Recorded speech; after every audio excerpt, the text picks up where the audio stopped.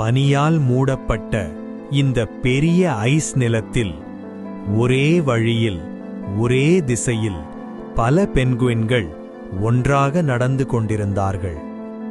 ஒன்றாக நடந்தால் பாதுகாப்பு, ஒன்றாக இருந்தால் தைரியம்.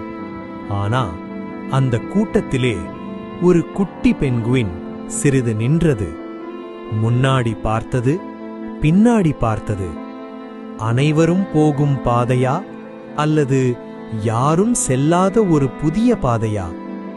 ஒரு நொடி அமைதி. பின் அது தன் மனசை கேட்டது. தனியா, மெதுவா, ஆனா உறுதியோட வேறொரு பாதையை தேர்ந்தெடுத்து நடக்க ஆரம்பிச்சது.